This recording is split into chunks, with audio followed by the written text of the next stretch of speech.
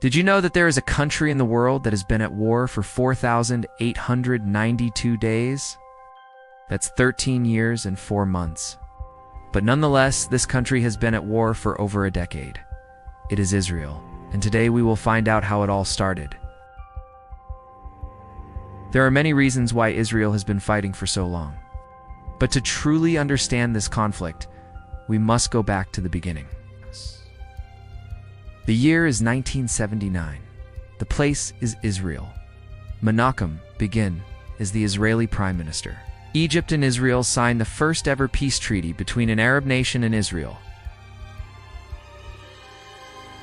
This treaty was monumental because it led to Israel being recognized by most Arab nations. However, this did not come without some major concessions. For example, Israel had to withdraw from the Sinai Peninsula, which they occupied during the Six-Day War in 1967. And as part of this agreement, Israel would also withdraw from the Gaza Strip. But while everyone was celebrating this historic moment, Menachem Begin wasn't exactly thrilled. In fact, he hated it.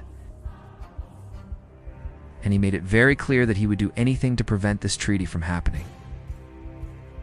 And what better way to do that than to start a war with Iran? Okay, just kidding. He didn't actually start a war with Iran. But he did order the assassination of several Iranian officials inside a third country.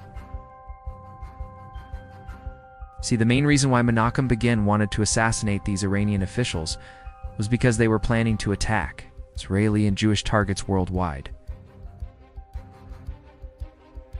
And if that sounds like something that Iran is doing today, well, you're not wrong. But this was in 1979. Back then, Iran was ruled by the Shah, Mohammad Pahlavi. Since he was pro-Western, Israel saw him as an ally. But the Iranian people weren't too fond of the Shah.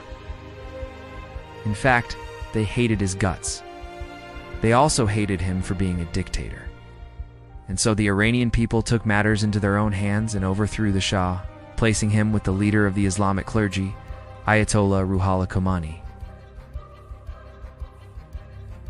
Now, when this happened, Israel thought it's great news. We have another ally in the region. But then they realized that this new leader wasn't exactly fond of Israel. In fact, when asked about Israel, Khomeini called them the little Satan.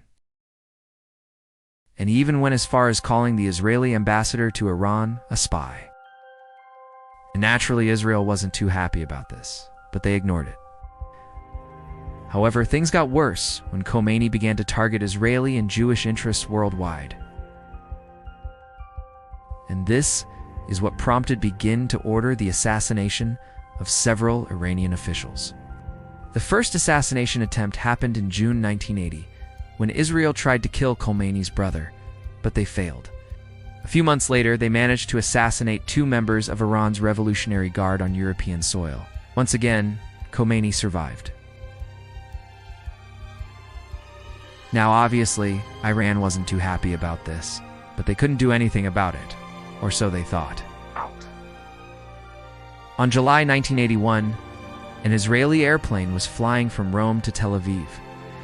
Inside this plane was a prominent Iranian journalist who was critical of the Iranian regime.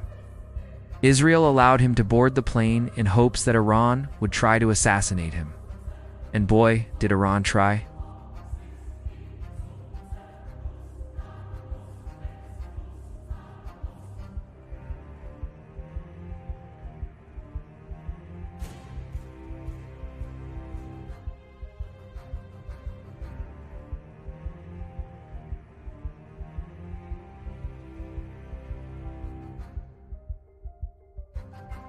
A few weeks later, a bomb exploded at a synagogue in the same city.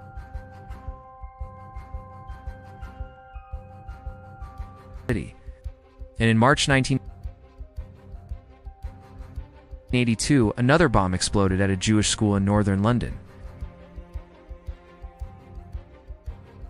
Then in April, a bomb exploded at a bus station in Bulgaria, killing 5 people. And that's why they launched Operation Opera in June 1981. This operation led to Israel bombing an unfinished nuclear reactor in Iraq.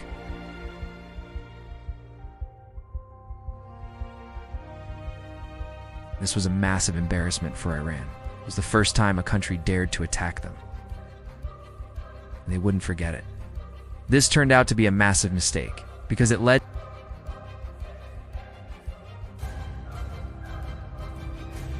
to the 1982 Lebanon War. To this day, it is considered one of the most horrific wars in modern history. But what makes this conflict so special is that Iran wasn't directly involved. Instead, they sent weapons and ammunition to Hezbollah, effectively starting a proxy war. And that is how it all began.